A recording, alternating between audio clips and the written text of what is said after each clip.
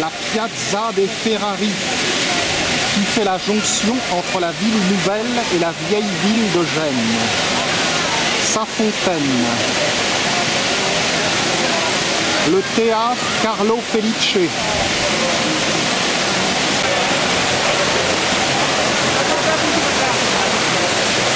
Les trompe-l'œil du palais ducal.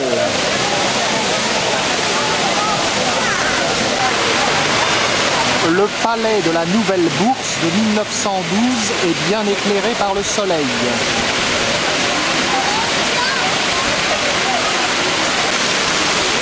L'Académie Ligure des Beaux-Arts.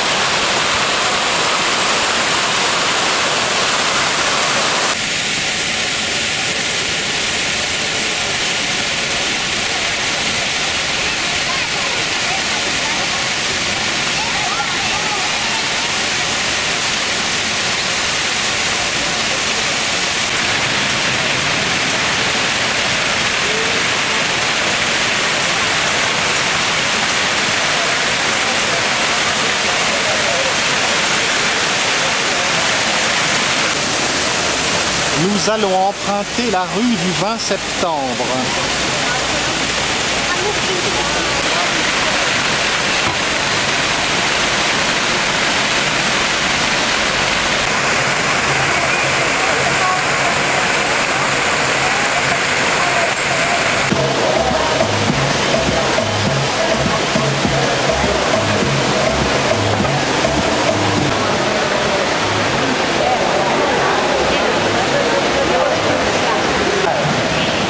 Nous sommes sous les arcades de la rue du 20 septembre.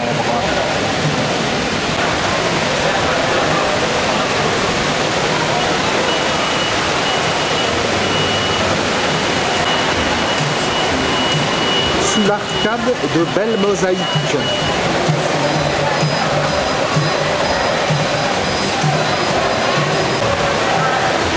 Il y a une très belle salle à voir dans la Nouvelle Bourse.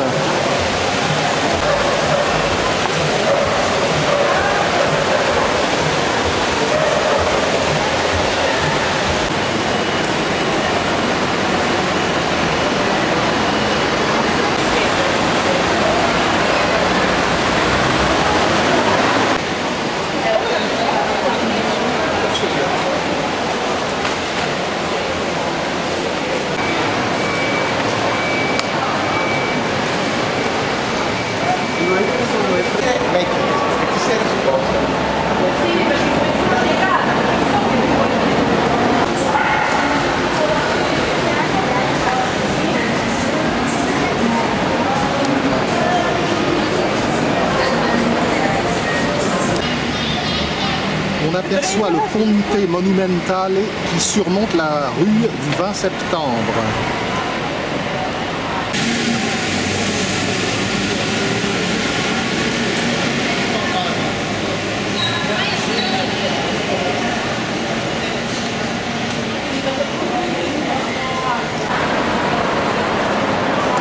La lumière du soir rend la ville encore plus belle.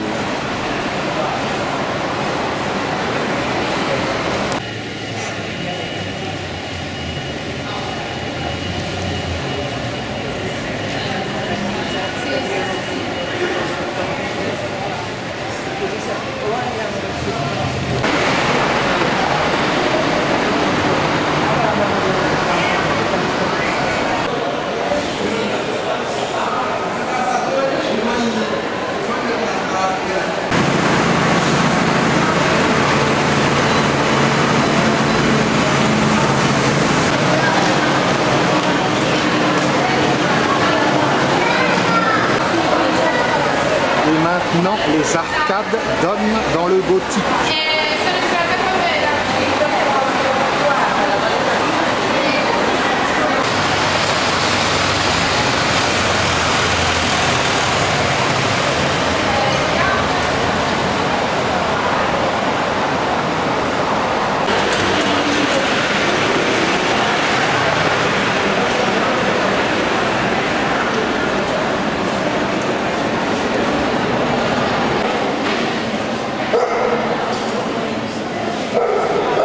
L'heure de la passeggiata, la promenade.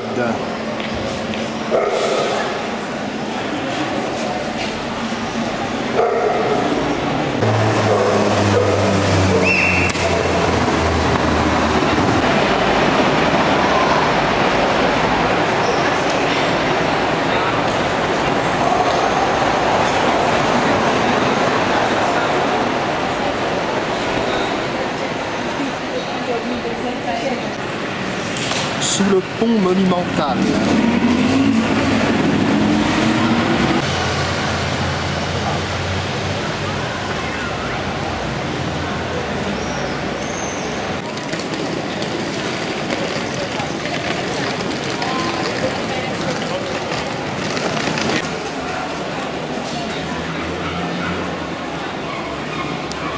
Une délicieuse odeur de jasmin flotte dans l'atmosphère.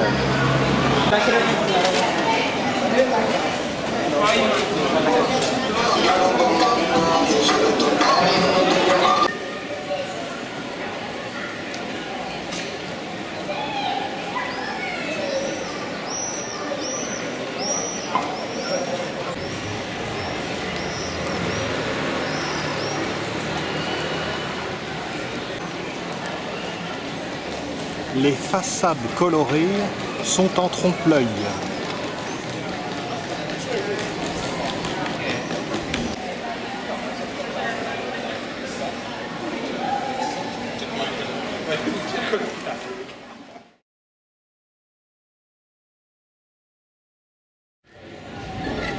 Un peu plus tard, en soirée, le long du port.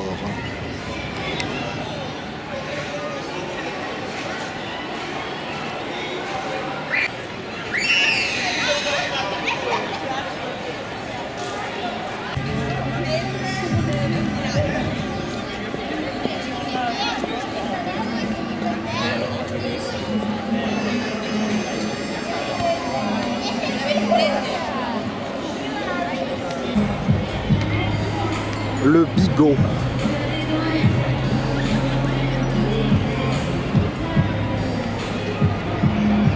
En grisé, l'aquarium de Gênes, de Renzo Piano.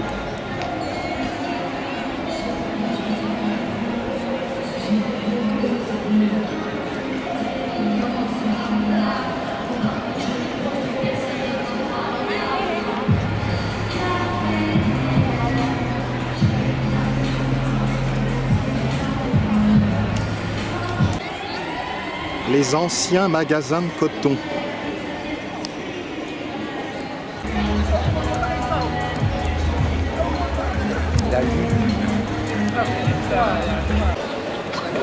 Cette conduite dans laquelle jouent les enfants est décorée sur le thème de Vincent van Gogh.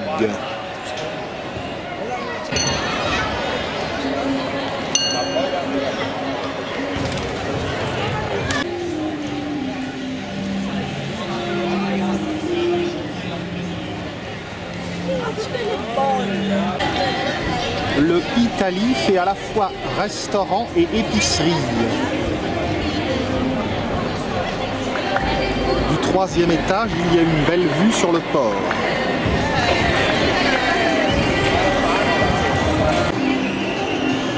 Passage devant le palais Saint-Georges, qui ici terrasse le dragon.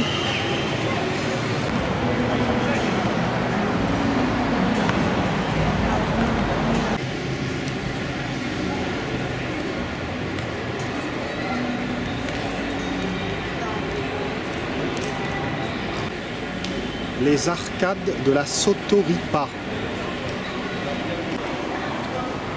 Pas grand monde dans ce boyau.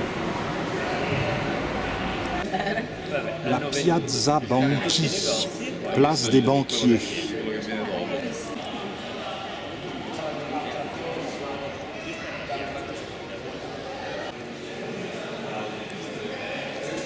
Ce ne sont pas les décorations qui manquent. Les Carugi sont un peu inquiétantes.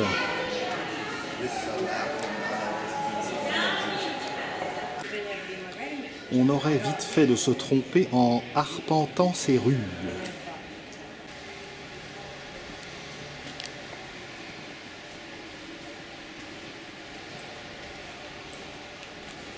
Un vrai coupe-gorge.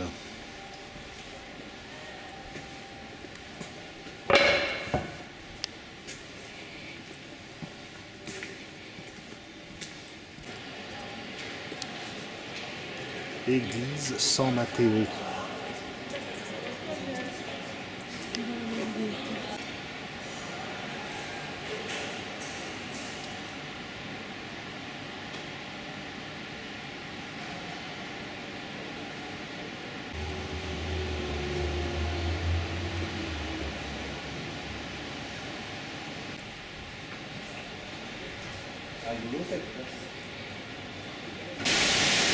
Le théâtre Carlo Felice.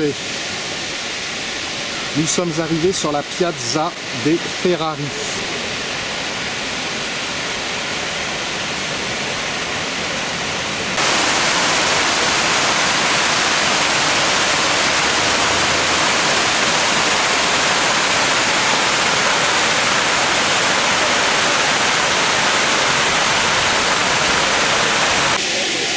La rue du 20 septembre.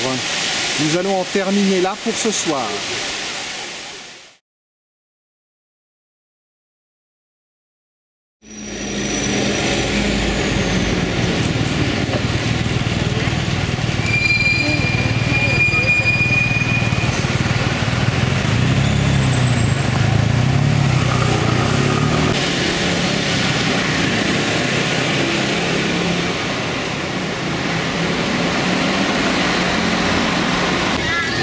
La Porta dei Vacca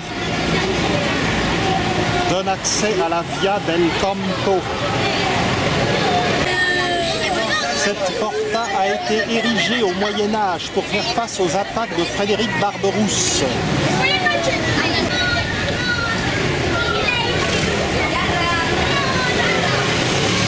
1153. Je me suis trompé de 2 ans, 1155. La Via del Campo, rue des marginaux et des exclus.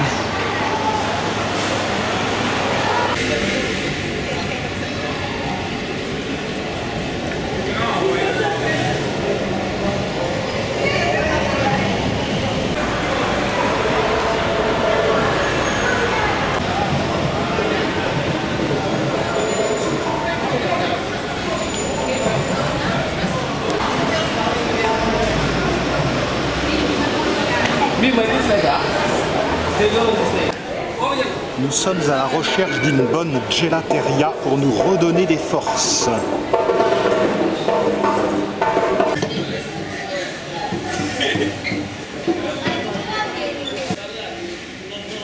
L'endroit est plutôt malfamé.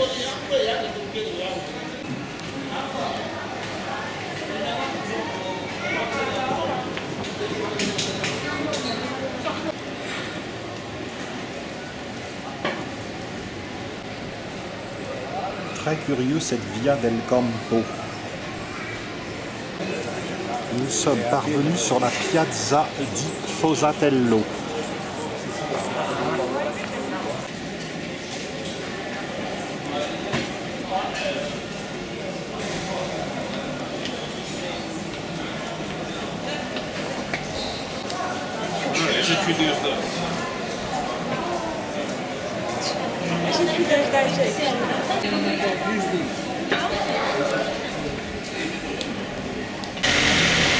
Dans le vieux Gênes, nous avons fini par trouver un glacier absolument exceptionnel. Gelato do Carugio, signalé par Michelin, avec des parfums extravagants, romarin, gingembre, date. Pour clore cette journée, nous allons visiter l'église San Donato. Elle date des XIIe et XIIIe siècles.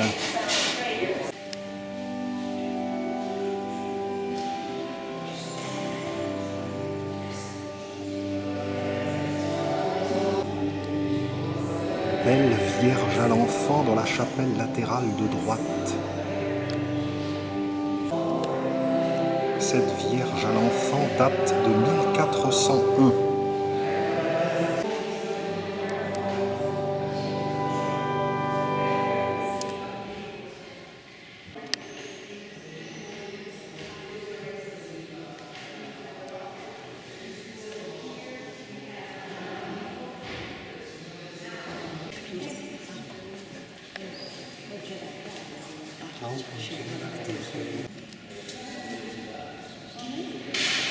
Le superbe polyptyque de l'adoration des mages.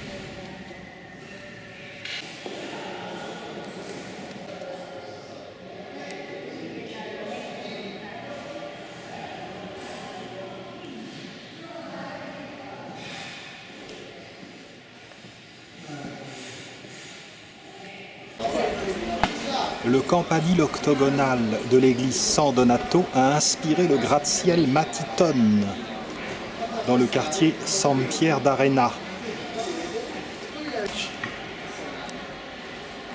Ce campanile octogonal est de style roman. Sur le flanc sud de cette vieille église a été rajouté au XVIIIe siècle un édicule qui renferme une Vierge à l'enfant du XVIIe.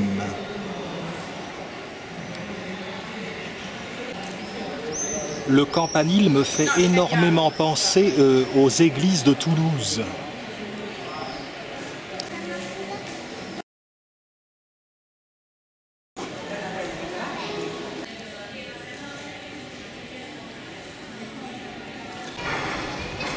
Ici se trouve le musée de Sant'Agostino, musée d'architecture et de sculpture ligure, qui réunit des fragments et des sculptures provenant d'édifices religieux détruits et de demeures privées.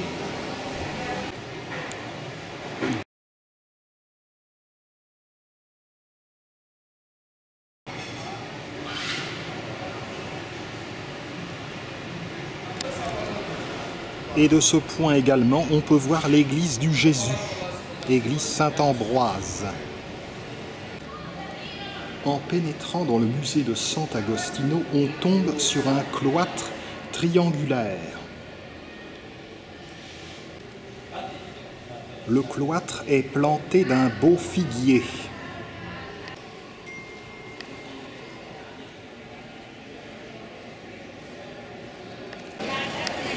Le quartier qui autrefois était laissé à l'abandon a été retapé.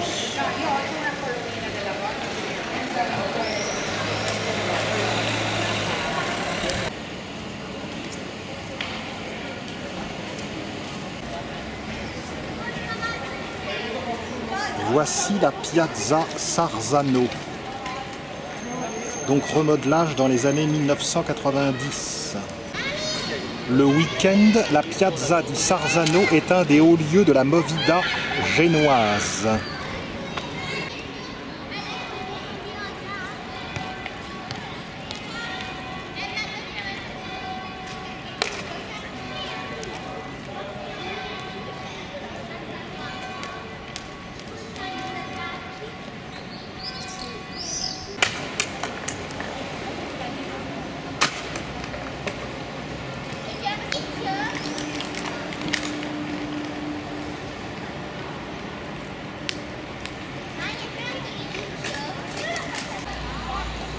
En contrebas de la piazza en question se trouve le Campo Pisano.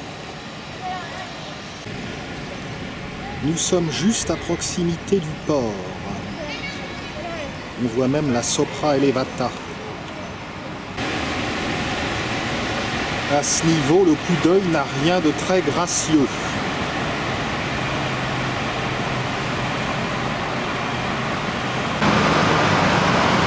On voit l'église Santa Maria di Carignano.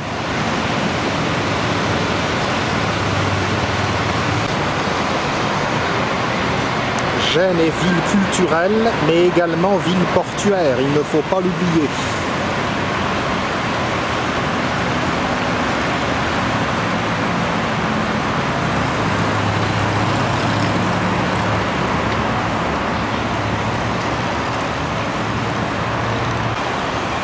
Il faut regarder attentivement pour voir la lanterna.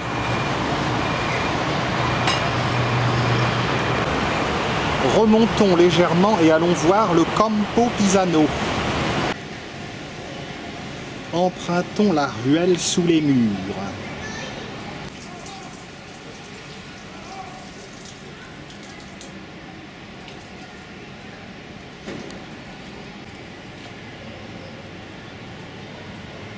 Nous sommes ici dans une Gênes très populaire.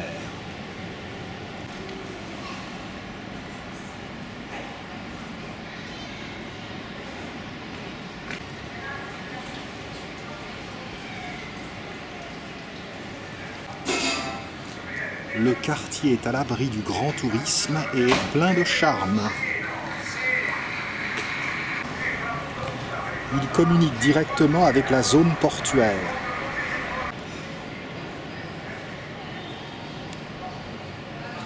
La voirie est dans son état. Au moins, nous sommes sûrs qu'il n'y a pas de round-up dans le coin. Pour accéder au Campo Pisano.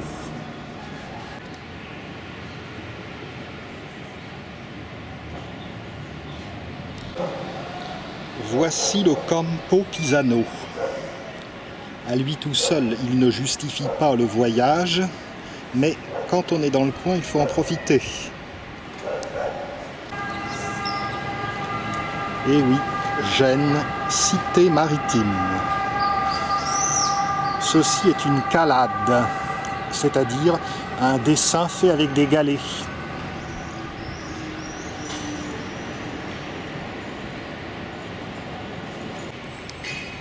Ici, la surveillance n'est pas électronique.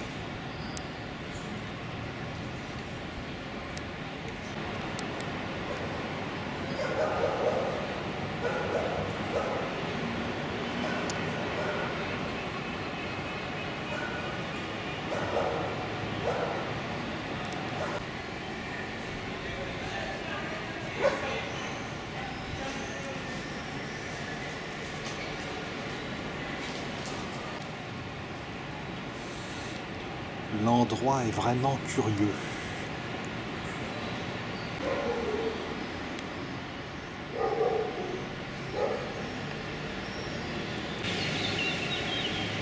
Nous nous trouvons dans les jardins Baltimora.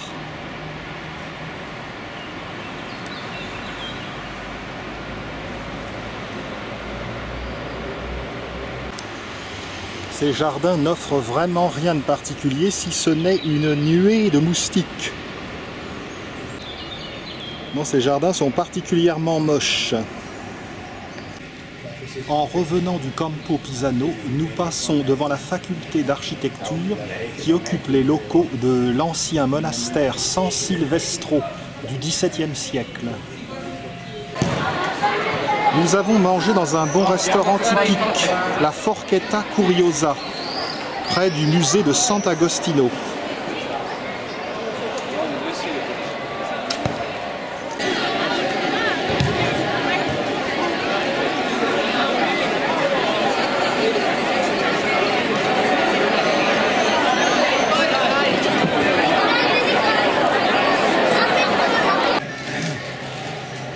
Ruelle des Rois Mages.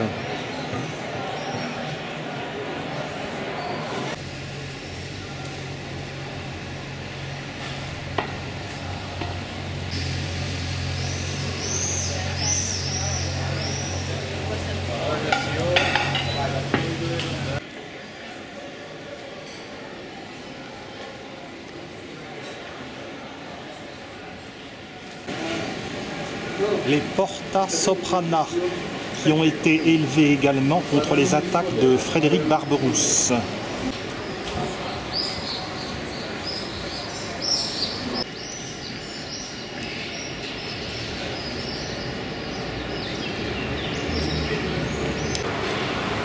À proximité, dans un jardin, on aperçoit le cloître de Sant'Andrea.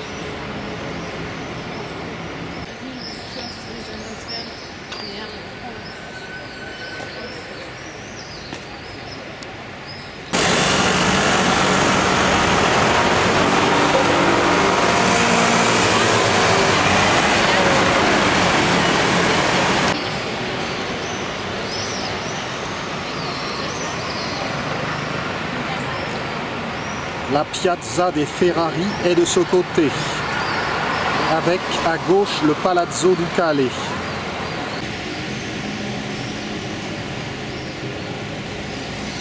L'entrée de la vieille ville. La maison natale de Christophe Colomb est nichée dans la verdure. Nul doute qu'il ne reconnaîtrait pas le quartier.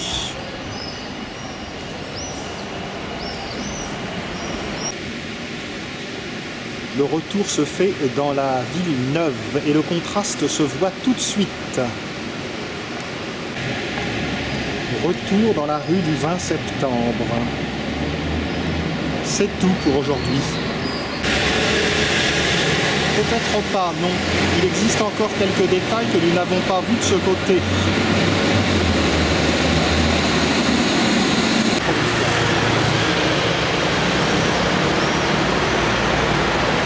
Santa Maria in Carignano.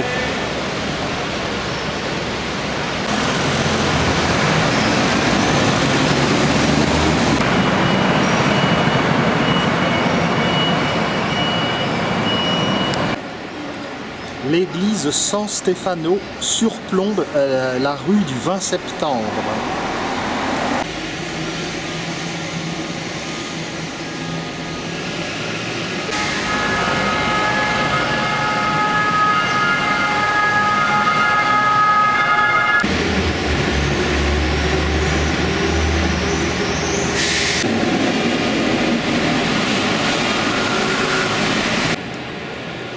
Voilà, là c'est vraiment la fin pour ce soir.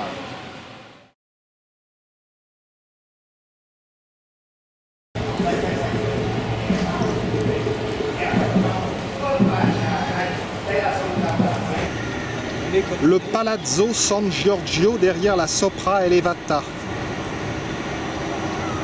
La photo, ce sera la cire de 40.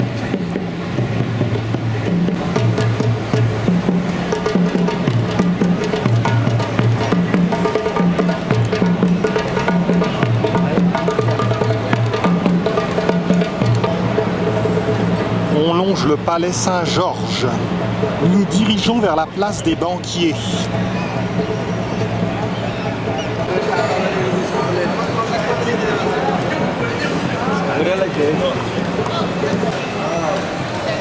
La Sotoripa.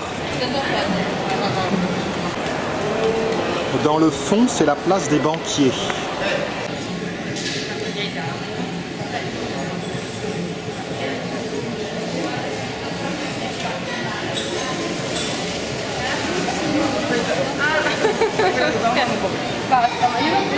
Sur cette place, on admire la curieuse église San Pietro in Banchi.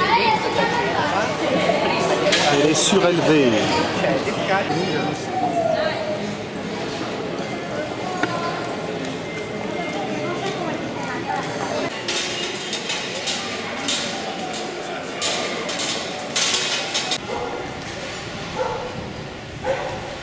Presque à chaque coin de rue. Une ruelle peu engageante.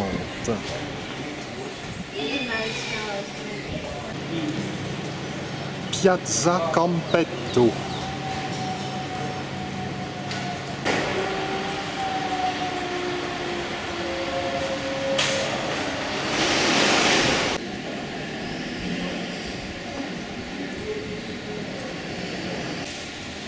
Débouché place San Matteo.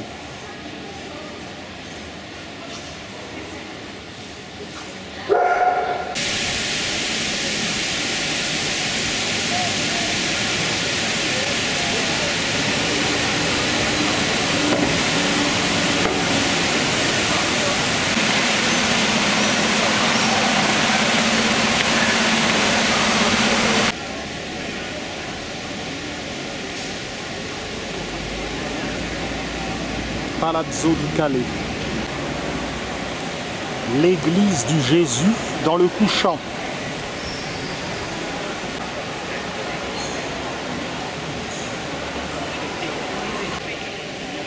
La tour Grimaldina.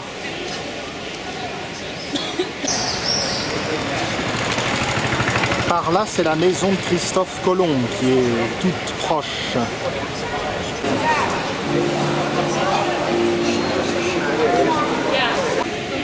Piazza delle Erbe.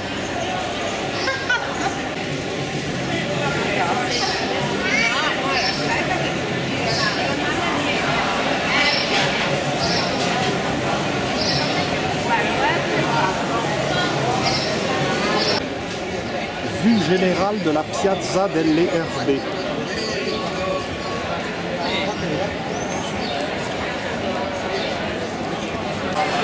La place des Herbes est le rendez-vous nocturne vespéral des jeunes Génois.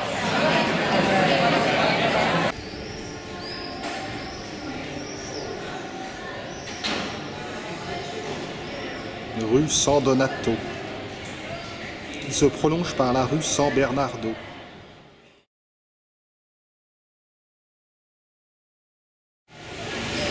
Ce matin, nous allons nous rendre au Mercato Orientale, le marché de l'Est de Gênes, qui est installé dans les locaux d'un ancien couvent.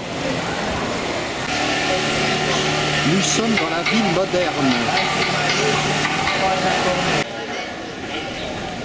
Jolie petite piazzetta à arcades.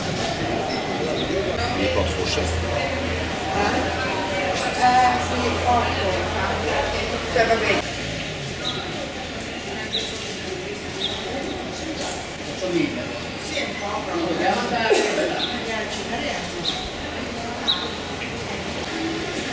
Des boutiques de bouquinistes, les Giallo, ces livres d'épouvante, de fiction. Une des entrées du Mercato. Ici, on peut facilement manger sur le pouce.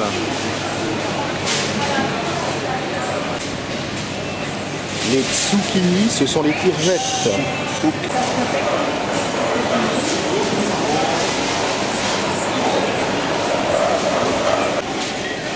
Deux spécialités culinaires de Gênes, la sauce aux noix à gauche et le pesto à droite.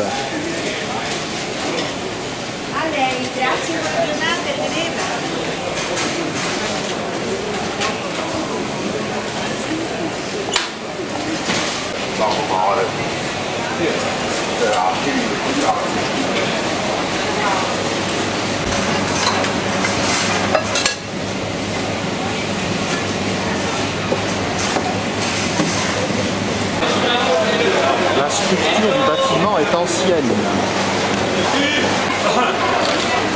Ces cerises sont vraiment appétissantes, énormes.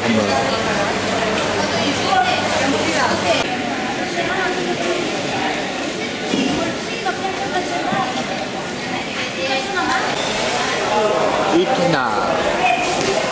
Pas de Popeye en vue.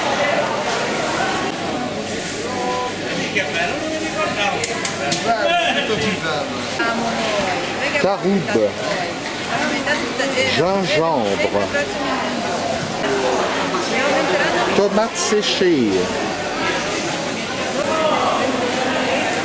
Champignons séchés. Ce sont des bolets. Cipolla rossa, oignon rouge.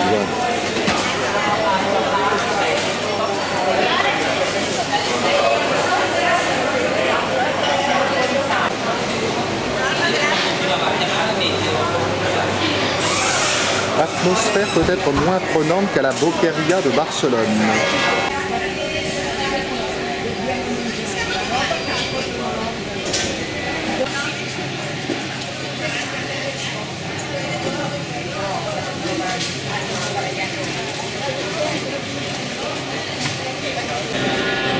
Un espace restauration au centre du marché, à l'étage supérieur.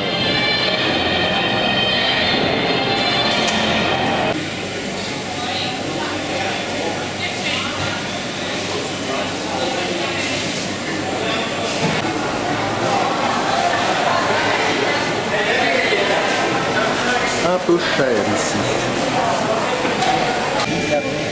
Puisque nous sommes à proximité, allons filmer la gare de Gênes-Brignoles, sur la piazza Giuseppe Verdi. Nous sommes dans le bas de la rue du 20 septembre.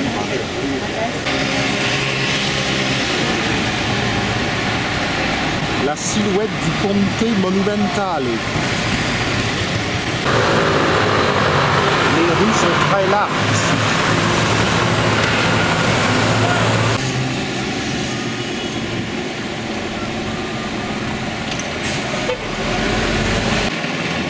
Voici la plus grande place de Gênes, la place de la Victoire.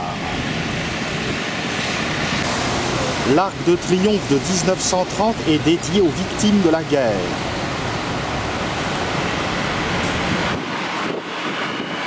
La place tout entière date de 1923. Elle est signée Marcello Piacentini. Beaux ombrages sur cette place. Dirigeons-nous vers la gare.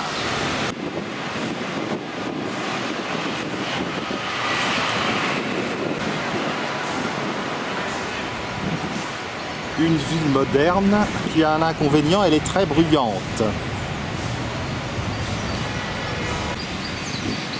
Derrière se trouve le Muséum d'histoire naturelle.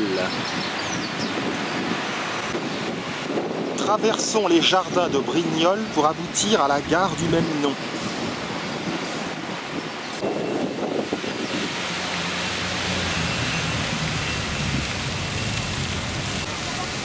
Palmiers, pins et platanes cohabitent harmonieusement.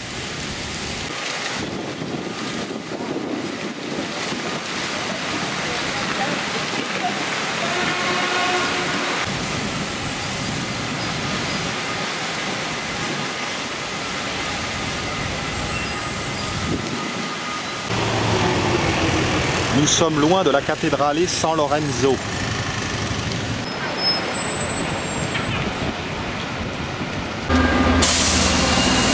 La gare de Gênes-Brignoles, un balai incessant d'autobus.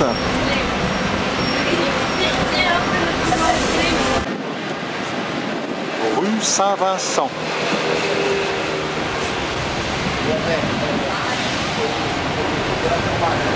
Place Verdi.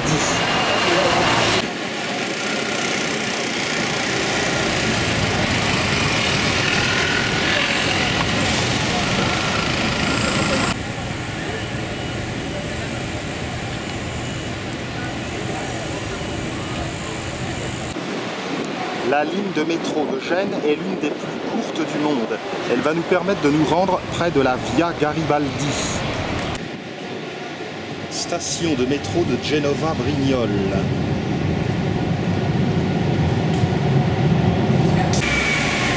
Par le métro, nous nous retrouvons à la station d'Arsena, sous la Sopra Elevata.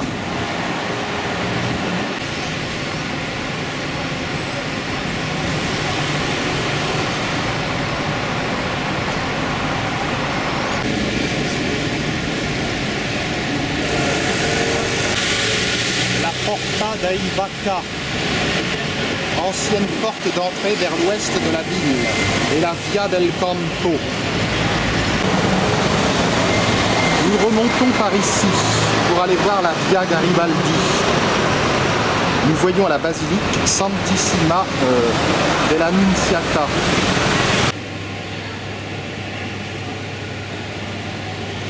La Via Balbi est juste là, avec le palais royal et l'université.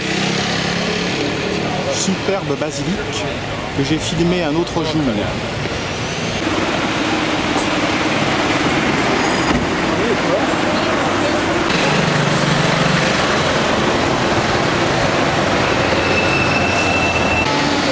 Nous sommes à proximité de l'ancien couvent San Filippo Neri. Voici un exemple de farinata, une spécialité locale. Il s'agit d'une galette de farine de pois chiche à l'huile d'olive et garnie de différents ingrédients. Moi j'en ai mangé au gorgonzola et c'était délicieux. Une focaccia aux olives.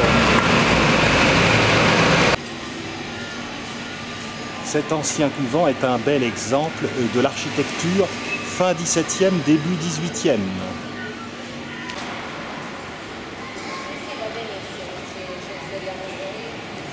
Piazza San Filippo.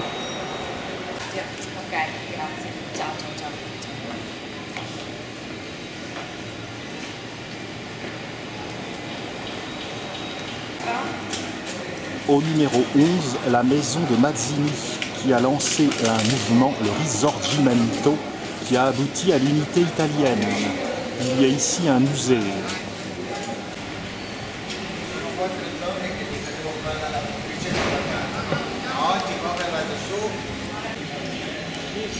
Nous avons rejoint la Piazza di Fossatello. Par une petite rue, nous aboutissons à l'église San Siro.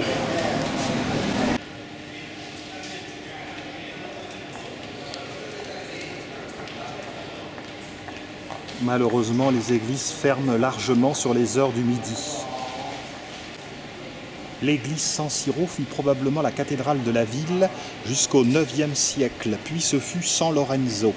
Telle que nous la voyons ici, elle a été fortement remaniée, évidemment, plusieurs fois d'ailleurs, et les travaux des XVIe et XVIIe siècles, avec la façade du XIXe, lui donnent son aspect actuel. Via dei Cheroli, dans la direction de la Via Garibaldi.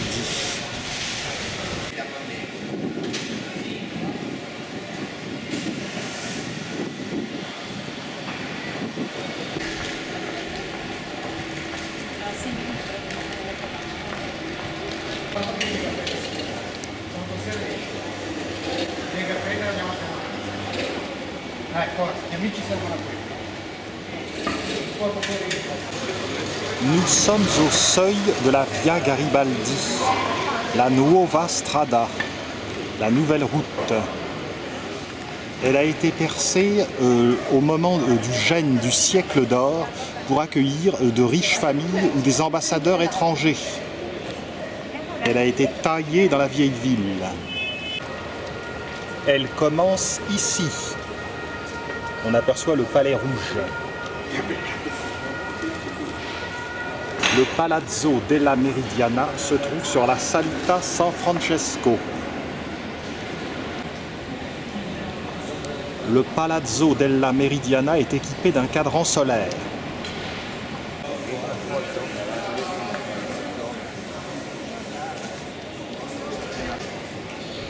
Par ici, on peut monter au Castelletto. De l'autre côté, la vieille ville.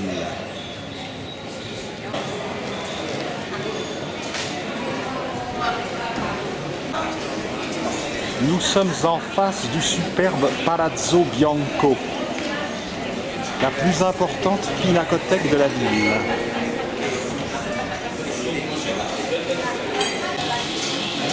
Le palais primitif a été érigé entre 1530 et 1540 par un membre de la famille des Grimaldi. En face, le beau palais rouge, Palazzo Rosso.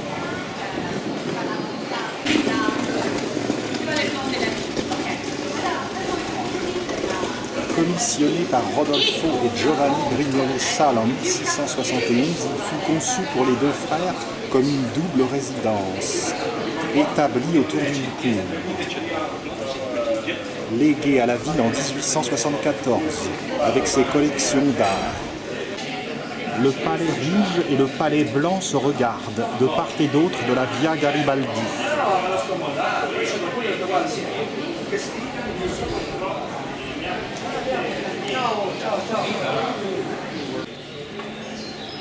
À côté du palais blanc, le Palazzo Tursi.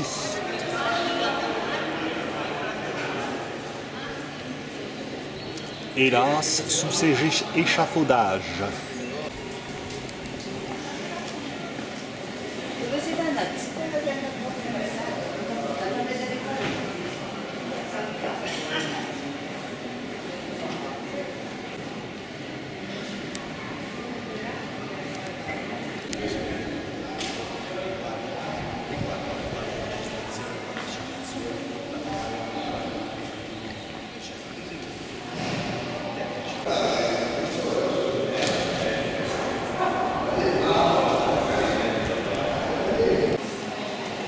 Le palais Tursi a été commissionné par Niccolo Grimaldi.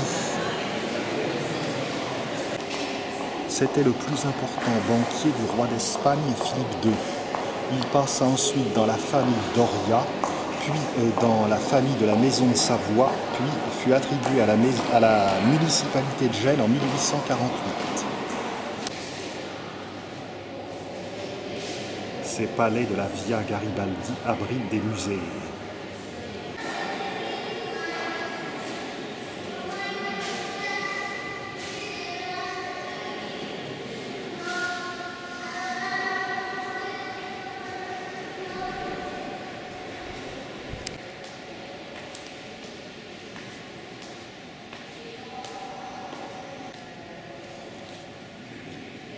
Voici le fameux Mazzini, le fondateur du Risorgimento dont on parlait tout à l'heure. Il est enterré au cimetière du Stalieno. À Gênes, il y a du marbre partout.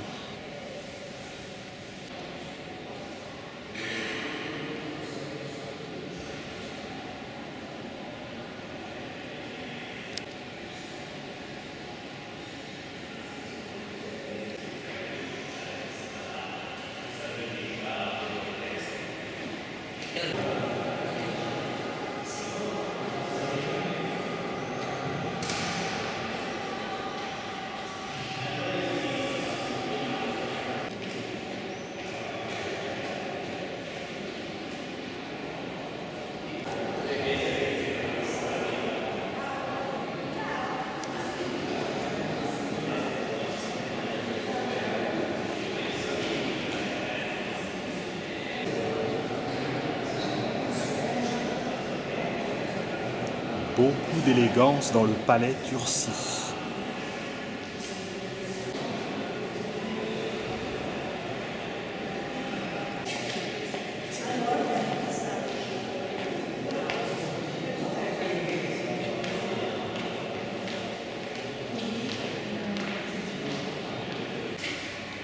Un petit écart dans la vieille ville nous permet d'admirer la façade de l'église de la Madeleine.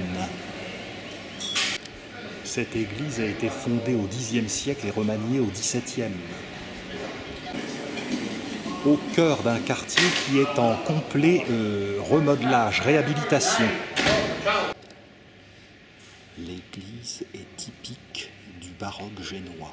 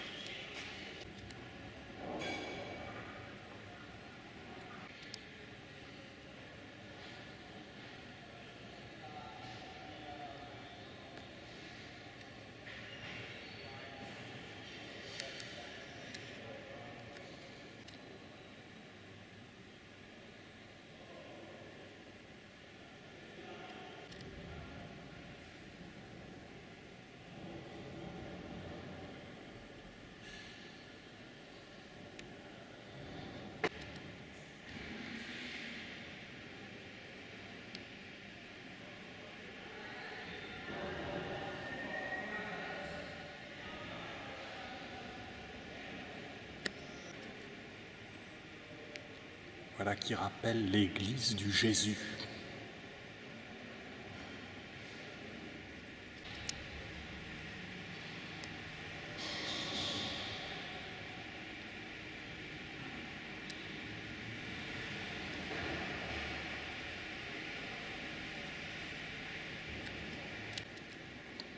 Beau chapiteau corinthien.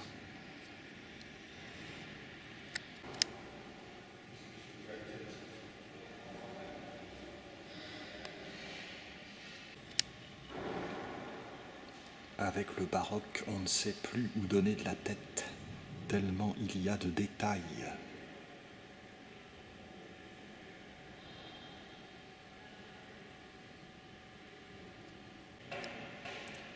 Chiesa di Santa Maria Maddalena, église de Sainte Marie-Madeleine.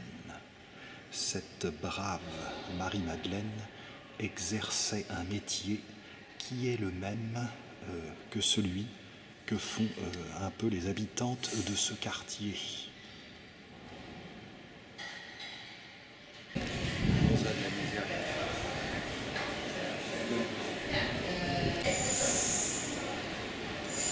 Remontons vers la Via Garibaldi après avoir vu cette belle église.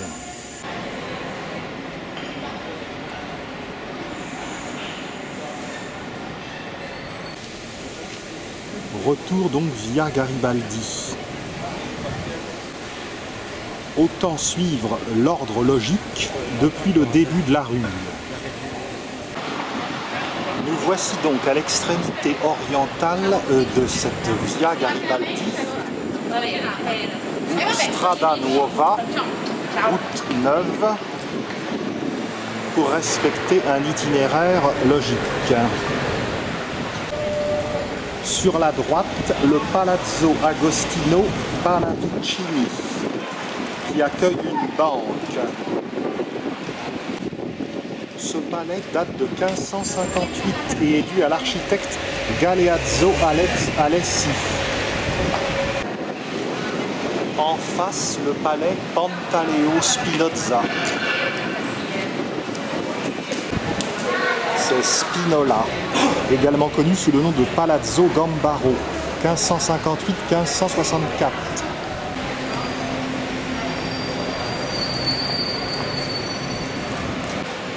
Plus loin, sur la droite, le Palazzo Lercari Parodi, 1571, pour un riche banquier Franco Lercari. Deux télamons en façade avec le nez tronqué pour rappeler que les traîtres doivent avoir le nez coupé. La cour intérieure. Étonnez-vous que Rubens, lorsqu'il a séjourné à Gênes, était ébloui par cette Via dei Roli, ou Strada Nuova.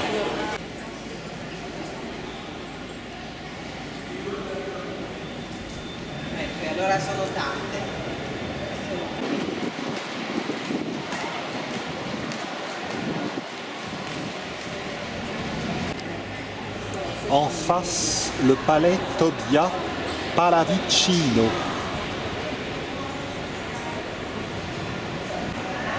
Réalisation de Giovanni Battista Castella dit le Bergamasque en 1558.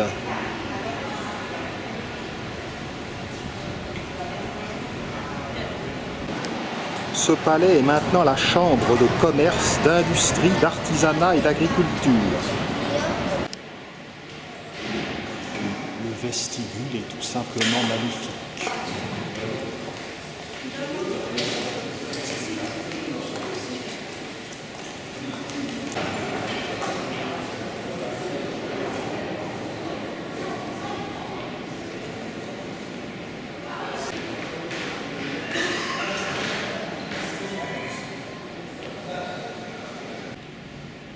À l'étage se trouve la galerie dorée.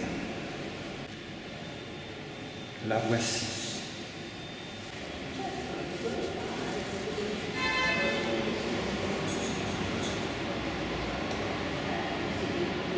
Sublime.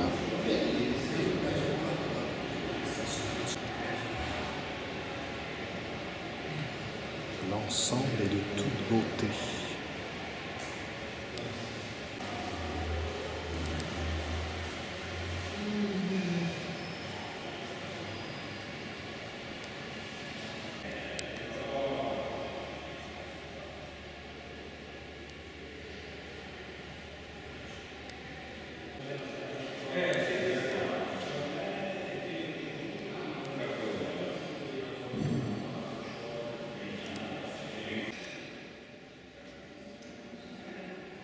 Un joli cadre pour se réunir.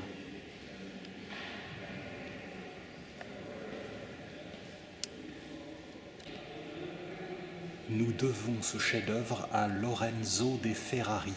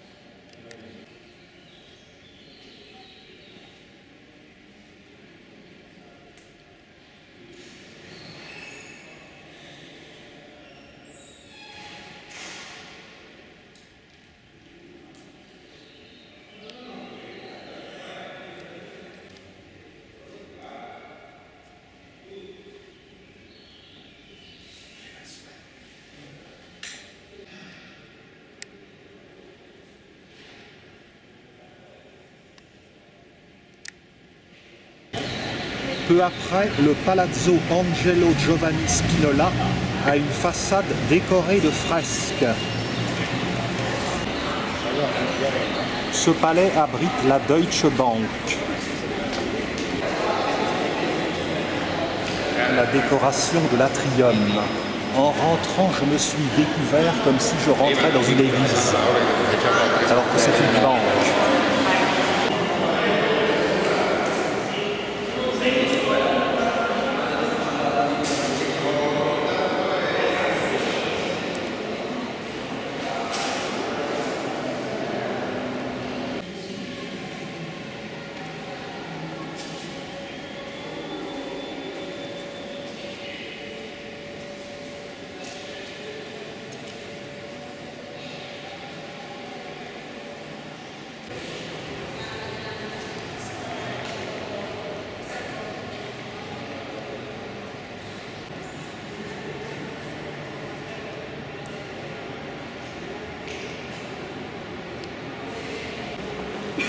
En face, le Palazzo Doria.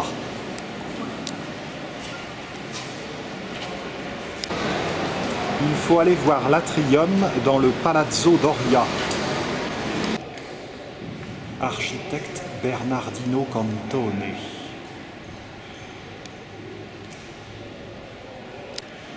À l'entrée, nous voyons cette lampe avec un aigle, symbole de la famille Doria.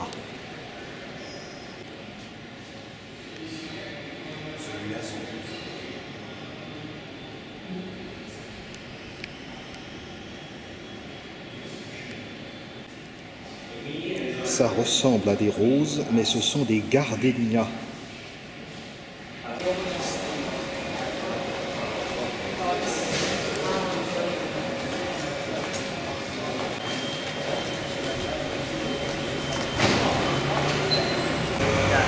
Nous arrivons devant le beau palais Nicolosio Lomellino.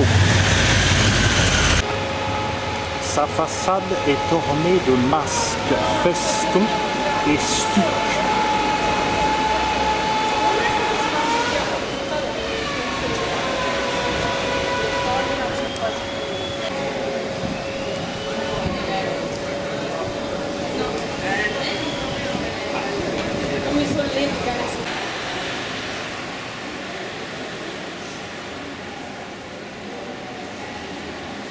C'est à qui faisait le plus beau palais.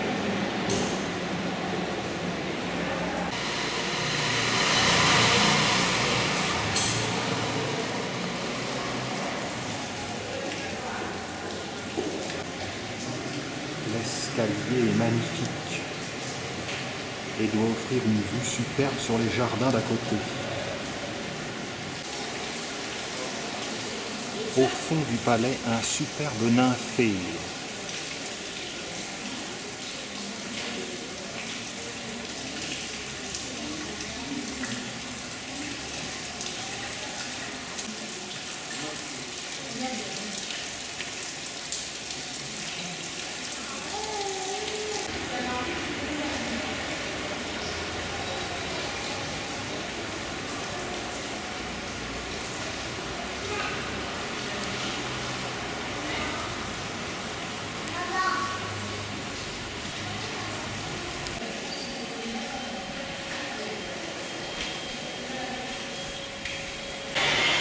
En face, au numéro 8 et 10, le Palazzo Cataneo Adorno.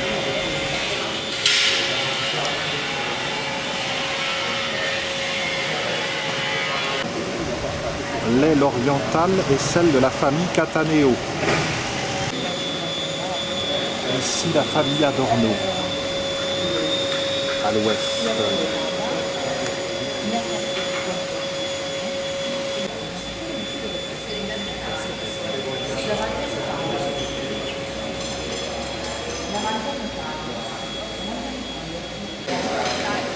Ensuite, nous retrouvons le Palazzo Tursi, qui est en rénovation. Il fait partie de ce complexe des trois musées avec le Palazzo Rosso, Palais Rouge, et Palazzo Bianco, Palais Blanc, qui accueillent donc des musées. C'est un complexe muséal.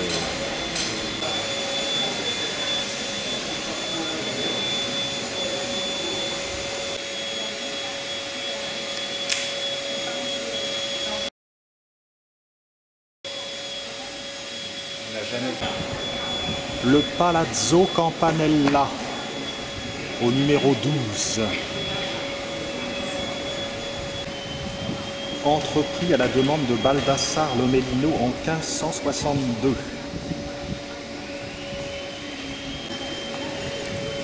Il fut remanié au XVIIIe siècle.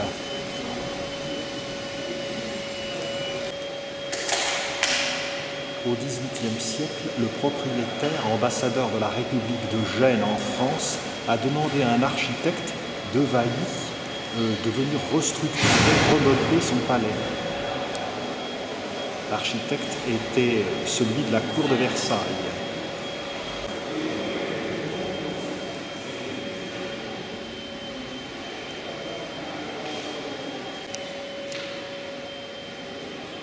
Un magasin de design d'intérieur existe.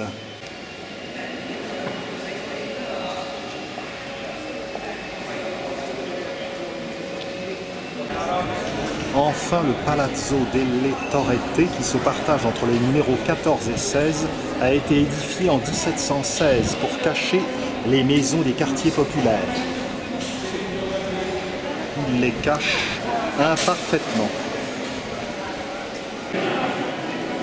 Naturellement, nous pourrions visiter le complexe muséal, mais comme on n'aurait certainement pas le droit de filmer, nous avons opté pour aller voir le Palazzo del Principe dans le quartier de la gare, de l'autre gare, Genova Principe. Avec tant de splendeur, ce n'est pas 6 jours qu'il faudrait pour visiter Gênes. Moi, comme je détaille tout, il faudrait carrément un mois.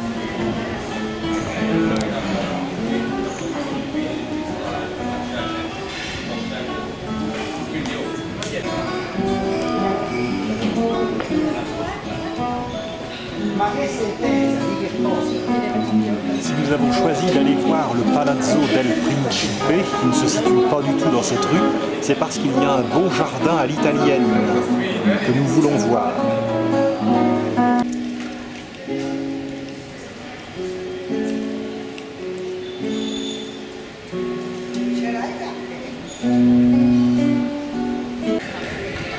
Nous avons réintégré la Via Balbi qui se dirige vers la gare Genova Principe. Cette partie de la Via Balbi, au-delà du Palais Royal, nous ne l'avions pas explorée. La jolie Piazza Durazzo, avec son tilleul.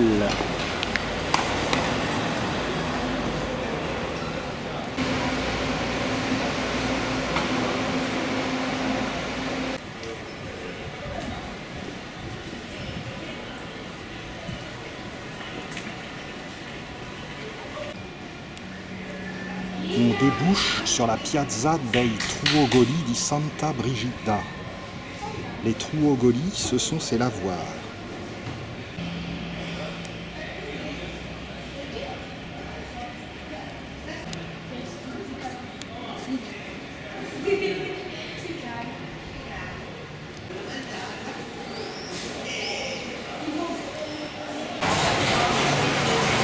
Le quartier de la gare de Genova Principe est métissé.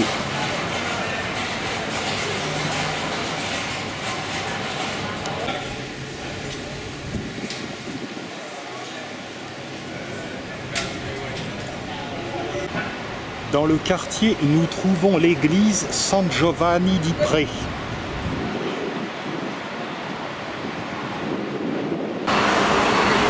Ce sont les chevaliers de Malte qui bâtirent l'église en 1180.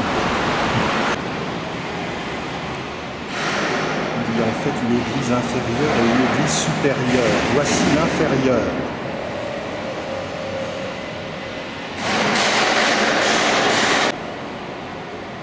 Elle conserve des fresques byzantines.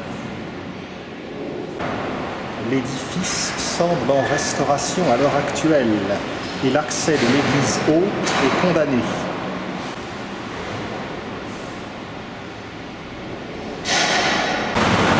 Mais l'heure tourne, rejoignons le palais.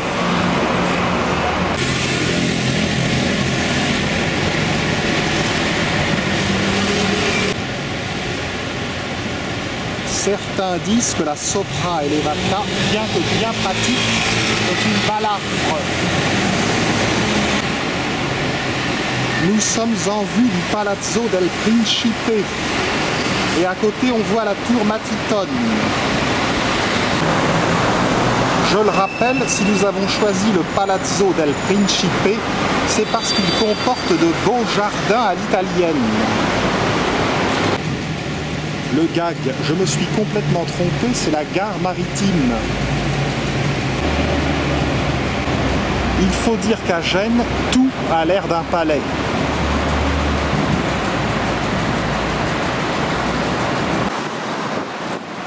Quel gag! Il n'empêche que le coup d'œil est joli, d'autant que l'on aperçoit la lanterna.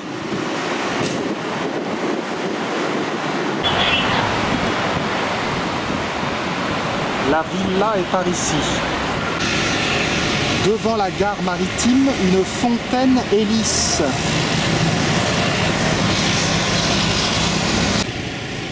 Nous avons trouvé l'entrée de la Villa del Principe.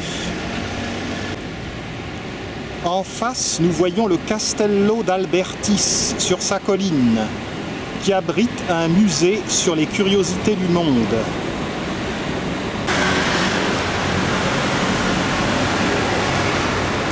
L'entrée donc du Palazzo del Principe.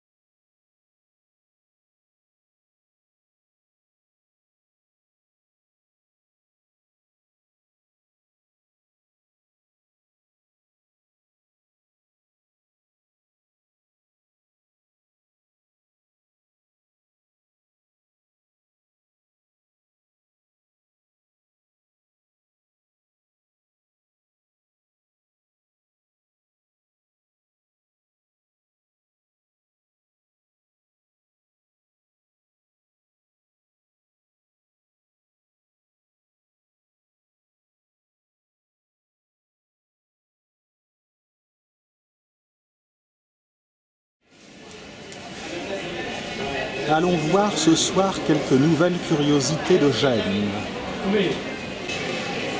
Nous débouchons face au Palazzo Ducale.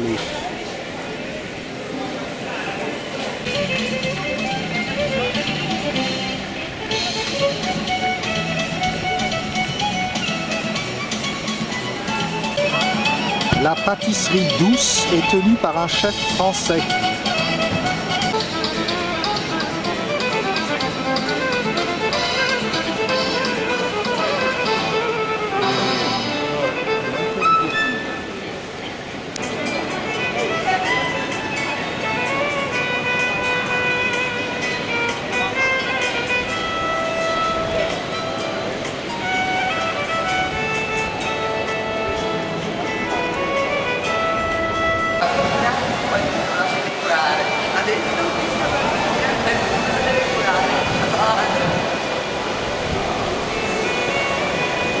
Le Palazzo Ducale, palais ducal, abrite aujourd'hui des expositions.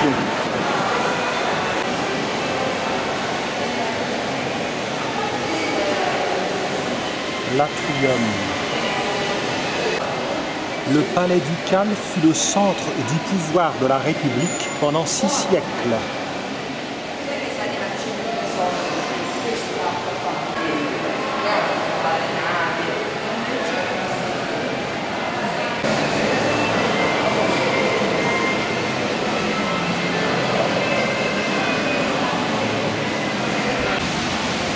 L'atrium oriental. Il donne sur la piazza des Ferrari.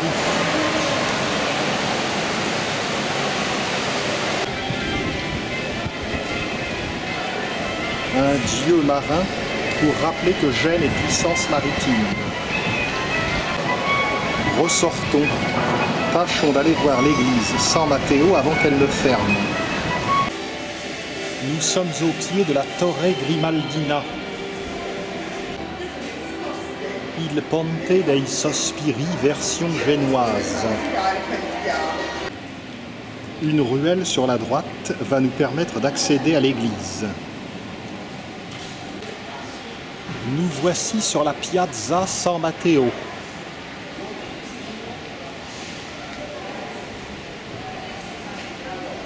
Je la détaillerai tout à l'heure car l'église va bientôt fermer.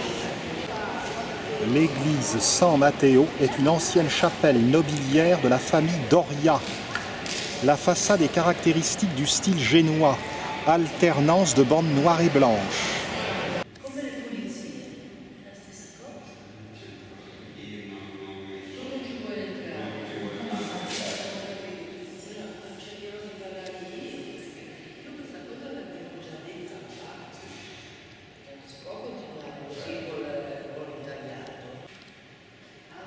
Les fresques sont de Luca Cambiaso.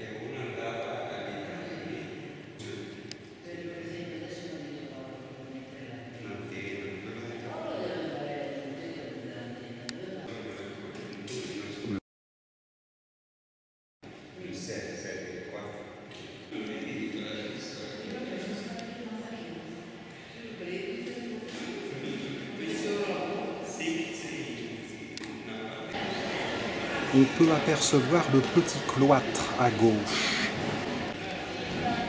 Ce petit cloître est une merveille.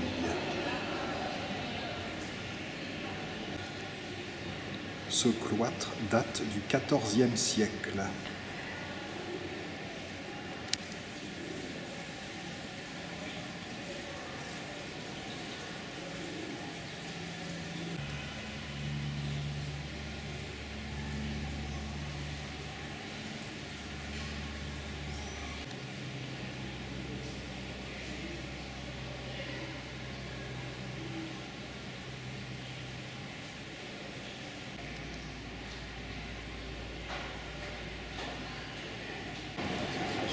Nous sommes ressortis du cloître et de l'église et nous sommes sur la Piazza San Matteo.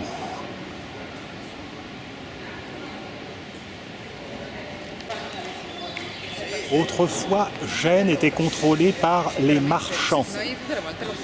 C'étaient des grandes familles qui avaient chacune leur quartier, leurs églises. C'est ainsi qu'il n'y a pas de grande place, mais pour chaque quartier, une petite place comme ceci. Ici donc la Piazza San Matteo. La Piazza San Matteo était le fief de la famille Doria.